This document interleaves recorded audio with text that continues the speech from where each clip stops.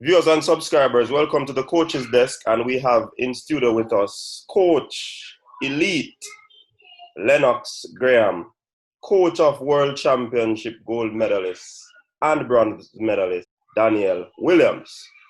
Coach Lennox Graham, welcome to the Coach's Desk. Yes, sir. Thanks for having me, man. Yeah, man, it's a pleasure for us to have you here at the Coach's Desk, on the Coach's Desk, rather.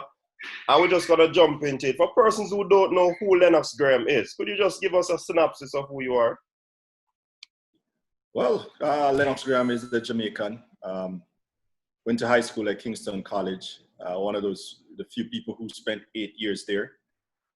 Repeated upper sixth form, was there. I was on the track and field team. The captain of the track and field team. We had gotten banned from the championships when I was after the lower sixth year. So my first year in upper six, KC was banned. And so we went back, myself and a couple others went back for the last year so that we could try to get ourselves scholarships, which in my case worked out well because I got a scholarship as a result of that. KC also won the champs then. Went overseas on a track scholarship, came back home, and worked in information technology for a long time while volunteering, working at KC as the coach for 14 and a half years. During that time, I spent some of those years as head coach of Kingston College as a volunteer. And of course, we were able to break the drought that we were experiencing and win the championships. And we won for, I think, 6 straight years in the new century from 2000 coming up. So that's me. I coach now at Clemson University. I was at Johnson C. Smith University for 10 years, a Division II university in Charlotte, North Carolina. And for the last 3 seasons, I'm working out at Clemson University in South Carolina, in Clemson, South Carolina, where Mark Elliott, former Jago student, is my head coach. I'm the assistant coach in charge of long sprints and hurdles. All right, well said, sir. Now, tell us about your experience as head coach over there at Johnson C. Smith. I want you to give us insights on that. Well, when I took over at Johnson C. Smith, it was in the fall of 2007. I actually went for an interview on the Johnson C. Smith University campus in May of 2007. They were hosting the national championship, Division II national championship, but they had no student athlete who was qualified, even provisionally qualified for the championship. So while Johnson C. Smith did a great job of hosting that championship, I was sitting in the bleachers watching and thinking that they had nobody, no athlete, student athlete in the championship. And at that time, people asked me, why would you take a job like that? And I felt like, based on where they were, it would be difficult to fail. The only way to go was up from there. So we recruited Leaford Green first and Shermaine Williams. And they were my first student athletes that I recruited as far as international student athletes. And in the first semester that I was there, they both won the national title indoors. Leaford won the 400 meters and Shermaine broke the championship record in the 60 hurdles. So we kind of kicked the program out with a bang. And from there, we're grateful to have some good recruits who came up after that to help us to put a good stretch in. We ended up winning 4 championship trophies. We got 1 4th place in the NCAA Championship Division II and 3 second place team championship trophies. And we won the CIAA conference on the girls' side, I think maybe about 5 times. I'm not so great with counting my achievements, but I think it's about 5 times we won the CIAA championship on the girls' side, and we were second on the boys' side once or twice. On the boys' side, of course, George Williams had St. Augustine, who were perennial team champions, Division II team champions at the national level, and it was, for me, difficult. It was impossible, as a matter of fact, to beat them because I spent 10 years and didn't beat them on the male side, but we beat them quite a few times on the girls' side. So we're able to turn out some good athletes, including Leaford Green, out of Jamaica, and Aquino Ming, who's now a journalist yes. In Jamaica. Rolando Birch, Sherman Williams, Daniel Williams, Samantha Elliott, Nafeen Briscoe, just to name a few of those people who we would have recruited. We had Andre Collins out of Jamaica College. So we kind of covered quite a few local schools in terms of having recruits. They recruited quite a few Monroe students, including Winnie Hyman, who ran the quarter, Rajiv Service, who was a sprinter, quite a few of them, Patrick Campbell. So we built quite a sturdy program at Johnson C. Smith, and after 10 years, it was time to go, and I moved on to Clemson. Okay, so you believe that your tenure at Johnson C. Smith was up, so that's why you put in a resignation, or you wanted a new challenge? Pretty much, I'm a man of God, and where God order my steps, I go.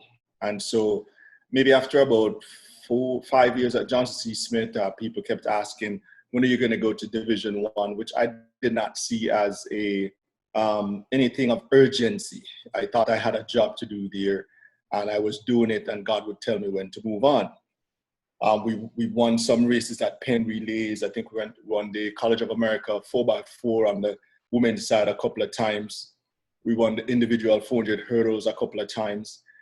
And every time we would go back, especially after I started doing the national duties at the highest level for Jamaica, which was about 2011, I went to Daegu, South Korea with the World Championship team. Yeah. I went to the Commonwealth Games with the Jamaican team, came back and went to Moscow and World Champions with the Jamaican team, and of course Beijing with the Jamaican team. So every time I would go away for the summer and I would come back, people would ask me, why are you still at Division II? And I would tell them, when God tells me to go, I will go. Until then, I'm just doing what I'm doing, because that is what God put me there to do. So it was in 2017, I was actually at the World Championships and planning to go back to Johnson C. Smith when I got a call from Mark Elliott. And he was an assistant coach to the University of Georgia, I believe. And he was looking to replace that assistant coach. So he wanted to know if I was, up for the opportunity, because we had that discussion maybe 2 years before that, and I was not ready to leave Johnson C. Smith. And so he just asked, and, I prayed about it, called my wife, we prayed about it. And the next day I woke up, I asked her how she felt about it. And she felt the same way I felt. I felt like it was time to move on. So we took the job at Clemson. Awesome. And you'd have received many accolades as coach at Johnson C. Smith University.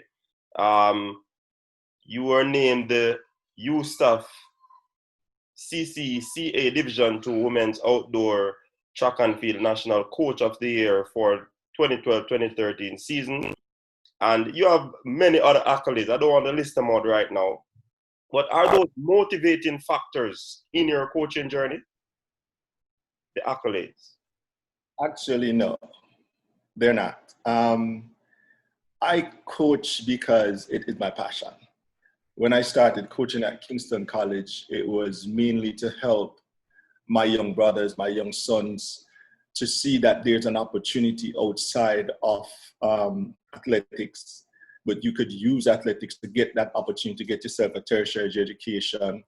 We had quite a few young men who were from challenging communities, and it was like something to give them hope that they could be more than they dreamed to be. And once one person left, went on scholarship, the other left, went on scholarship, then it was easier to sell that. So that was my reason for going into coaching. And at this level now, it's all about the mentoring, continuing mentoring people for the next level, next stage of their lives. Nobody will be an athlete forever. And so I pay more attention to the person who is in front of me and what is it that I think I could help them with outside of track and field. And then the real payback or result or gratifying result comes when that person leaves and goes on to make something out of their lives. So my thing in coaching is not based on how many times we won champs, even though while you're a competitor and you're coaching to win champs, you want to win champs. Right. At Clemson, you want to win the conference, you want to win the national title, you have an athlete coach and you want them to be the best they can be at any level. But the real joy in coaching comes after track and field, to see what somebody does with their life, because there are so many people. I remember once they had a program in Jamaica called Where Are They Now? Yes. And they would show someone who was really affluent in their day, and they would be doing great things in whatever sport. And then they're like, where are they now? And it's something that has always stayed in my mind as far as trying to make the person in front of me not end up in a where are they now situation. So that's my accolade. It's not the amount of stuff that people say I can or cannot do. Definitely. To you, then I'm getting that it's all about the development of the man, total man himself, rather than you as a coach getting the accolades. And that's a beautiful trait to have there, coach. Now, you are the assistant coach of Clemson Tigers there. How is that going for you so far? It's going very well. Myself and Coach Elliott, we get along extremely well.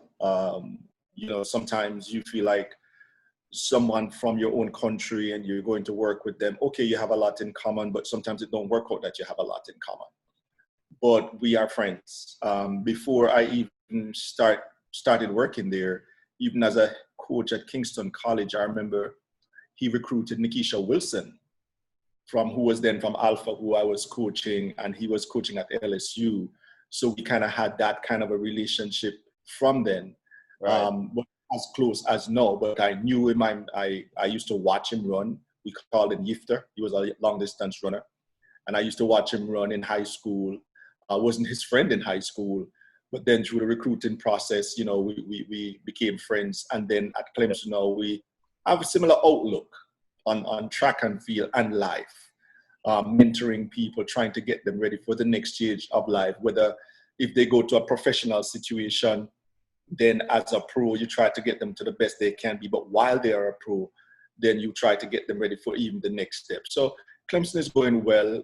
We have a good situation here. Obviously, we're trying to improve the program, as every other coach will be trying to improve the program. And Coach Elliott has a very open mind. And so we get along. We get along really well. I like it at Clemson, a family environment at Clemson. And that is one of the things that I love to do. I love to be a father. Love to father everybody who they put in front of me. So it gives me an opportunity to mentor locals and internationals. And it's been fun over the last 3 seasons. That's awesome when even two big coaches, quote unquote, can work together, and the situation where that they work in is a very good, healthy environment. That is awesome. Now, I you agree. coach. Go ahead, coach. I agree 100%. Yes, man. Yes, man. Now, you coach both male and females. Do you have a preference of which gender you rather to coach? I actually don't have a preference. Coming up coaching KC, I coach more males than females. I have quite a bit of success coaching the females who were at Alpha, including Sherman Williams, Rosemary Carty, Shani Towson, and the list goes on, Nikisha Wilson. So I had great success with the females who I coach. I coach more males than females then. Now in college, it's equal. I coach probably an equal number of males and females. And I really don't have a preference. They coach them a little differently. The men, usually it's a lot of tough love, but also a lot of support with off the track things, which is the same with females. But with the females, you'll find that some of them will respond to the tough love and some of them will respond to the soft love. You know, you can't rock them up a lot. But I would think that the results that I've gotten because people like Danielle Williams and her sister, Shermaine, it would seem like, oh, he does better with the girls. But actually, I do enjoy coaching the males as much as the females. Wonderful, wonderful. Well, once a coach, anyone comes in front of you, you're going to coach them and get the best out of them. All right. Yes, now, sir. coach, you have coached at the Olympic level. You have athletes that have won medals at the Olympic World Championship, collegiate games, university games, Commonwealth games. You have done a whole lot. And coaches like yourself, you don't like to be highlighted, but I want the people out there, the track and field fans, to know that you are an elite coach. You're a level 5 coach where you specialize in sprints and hurdles. You seem to have a knack mainly for the hurdles. Is that so? And if it is so, tell us about that. I believe that, this is probably going to be surprising to you and many other people, but my favorite event to coach is actually the 400 meters. I absolutely love coaching the quarter mile. I believe that I have been given a special gift in coaching hurdling, because there are things that I would see and talk about that people find very interesting and would be like, oh, you look at it like that. And over the years, I've had so much experience coaching top quality hurdlers or creating top quality hurdlers that it's easy to be branded a hurdle coach. And so I embrace that. And I love coaching hurdles, but there's just something about the quarter mile that intrigues me. I haven't done what I think I can do in the quarter mile as yet. I was that coach who coached that second ever sub 46 high school quarter mile in Leaford Green, got him from Greater Portmore at 48 low. Yes. And in a year and a half, he was running 45.8. Also at Division II, coach people like Rolando Birch, who left high school in Jamaica running 48.5, I think it was, at his last championship. And we got him to 45.8. Leaford went to 45.3. Aquino Ming came up running low 47s. We got him to 45 also. I enjoyed that. I really enjoyed coaching 400 meters. But at the highest level, my success has been in the 400 hurdles and sprint hurdles. Right. And I really do believe that I have a gift to coach that event, and I embrace that gift, and I love working with hurdlers, and I will continue working with hurdlers. But as you said earlier, whoever is put in front of me, I see them as my project, and not just track and field. And I enjoy the process, even though the process is not always fun, because as human beings, you will have difficulties or differences with people. I don't try to create clones. In fact, I try to coach independence. I try to coach someone to be an independent thinker and to act independently. So when you're successfully coaching that, you're going to have some back and forth going on. But I enjoy those too. Those are the challenges that keep us young, eh? Definitely, coach. Yes. Your charge, Daniel Williams, was expected to mine gold at the last World Championship. Tell us what went through your mind when she crossed the line in 3rd place. Immediately what went through her mind is I was grateful that she got a medal, because she had the best season of her entire career. Wonderful. She ran the 7th best time in the world. Yes. At one point in time, she looked unbeatable. And then if you had a season like that and come out with no medal, that would have been very unfortunate. And so it was, I think, 100th of a second that she got that medal by, and I was grateful. I'm a grateful person. You know, I believe that God gives you stuff, and you should be grateful for that stuff. Whatever he sees fit to give you at the time is what you're supposed to have. And I was just grateful that he saw it fit for her to win a medal after such a dominant season.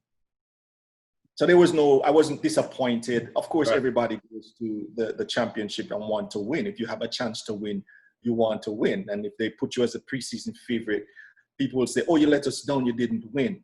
But I don't look at it like that. I mean, I look at life in its totality. In 2015, when she went to the World Championship, I don't think anybody in Jamaica expected her to get a medal. I remember one of the articles said the most unlikely champion was Daniel Williams. So just like you have that side of the coin and you're grateful for it, there'll be a time when the coin flips, eh? And in her situation, it flipped even in 2016 for the Olympics, when she had to stop because she was just too close to a hurdle. And she obviously would have made the Olympic team, but she just didn't do it on the day, which is what trials are about. And so she had to exit. And so she had her shares of ups and downs, and we have battled through those downs, and they have been devastating for her and it tested me as a mentor to a great limit. So her not having a disappointment of that magnitude now by being fourth by a thousandth of a second, I was grateful for that. Definitely, because I would believe that a coach of your magnitude would have wanted to tell your athletes that you're going to take it round by round. You advance to the first round, to the semifinals, and getting into the finals is a big plus. So anything can happen. And the ultimate would have to win a medal. And even though she would have been the perennial favorite, then winning a medal is also a great feat for her. We congratulate you on that feat, as you also give her congratulations on behalf of Coach's Desk. Now, where do you see Jamaica's track and field post Bolt era, Coach, especially on the male side? You know what? Everything in this life is a cycle. I remember in 2013, and I know you asked me about post Bolt, but in 2013 we were at, and I just saw that article and shared it actually maybe a month ago. But we were in Moscow, and there was an article in the Gleaner where someone had asked me, where do I see the future of Jamaican female sprint hurdling post Bridget Foster Hilton, post Delorine Ellis London, post those greats who were always there in the final, in contention to get a medal. And my answer to them was, let's be patient. We have a whole lot of people who will come to the fore. We just have to kind of, let time pass. And it's going to be the same thing with Bolt. Obviously, Usain Bolt comes around once in everybody's lifetime. I don't believe, I was blessed to see Bolt from the time he came to Champs for the first time until he exited the track and field stage. And I don't think I'll ever see an athlete like that ever again in my lifetime. So I'm blessed to have that. So you're not going to have another Bolt in my mind right this minute. But track and field also never saw a Bolt. And so it's not like you have every other country having a Bolt and we are not. So I think that we are still going to be competitive. I am an optimist. We still have quite a few people who have run sub 10 as their personal best. And so we have been kind of spoiled by Bolt, because every time he comes, we expect at least 3 gold medals, maybe a world record or 2. And that's not going to happen right now. We're not going to have anyone on the male or female side who just jumps up and dominates 3 world records, 3 victories, and all that kind of stuff. So we have to just remember the pre-Bolt days and know that that was kind of the norm, and that Bolt days was just kind of the extraordinary circumstances which Jamaica was blessed with. But we will get back male sprinters. We still have youngsters who have good speed, and with the great work that our coaches do through the high school setting and in the professional setting in Jamaica, and for those who go into the US system and get into good hands, we will get some new people coming through. We still have a couple people who are at 10-0 or thereabouts, like I said, and a couple 9s. So it's not like we have no one. It's just that we've gotten used to dominating, and we're not dominating right now. And so that's what it is. What we should look at, though, is at the wider sport. When people like Schmeichel and Dakers and Tajay, the long jumper, and we're just becoming a real track and field nation instead of a track nation. We have Daniel Thomas Dodd, who's also showing up. Just have people showing up everywhere. Natoya Gould making finals. So we're a complete track and field nation now. Whereas before we were kind of, at first, a 4x4 nation, then a quarter mile nation, then we had a couple of sprinters here, DQ and Colin Bradford and those people, and then Bolt and Freight and all those people, throw it out of the stratosphere. But we're more of a track and field country now, more rounded. And I think that's what we should celebrate, and not just wait on the next Bolt. But, our country, we are a sprint crazy nation. And so, it's hard for us to look at it like that. But that's the way I would like to look at it. Well said there, Coach. We are running out of time, Coach, but I just want you to share your final thoughts, your final words to the people out there, the track and field fans. Well, my final words is, in this time, we're going through a global pandemic. And I am really proud of Jamaica and how we have handled that. I know we're talking about sports here, but we can't ignore what is happening now in the world. When I look at the number of deaths here in the US versus the number of deaths in Jamaica, percentage-wise, we're doing very well. And so I would say kudos to the public health people, the frontline people. For track and field people, we missed the champs, and that seemed like it threw a whole lot into the works for coaches over here in the US as recruiters, as well as student athletes there. Keep hopeful. For some people, I've been watching and seeing people are still getting opportunities to go to tertiary institutions, whether locally or abroad. This is a pause, right? And this too will pass. So I'm asking people to just stay prayed up and confident that when this passes, be prepared that when this passes, they will still be in a position to have a career, whether in track and field or outside of track and field.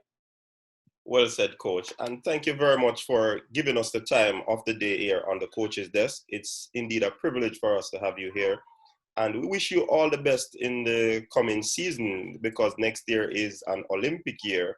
And I know that you're going to put your charges through the works and the fine-tuning to ensure that they do well at these championships. Thank you again, Coach. All the best. Enjoy the rest of your day. Thank you very much for having me, and enjoy the rest of your day too. Thank you. All right. Okay. All right, Coach. Bye-bye.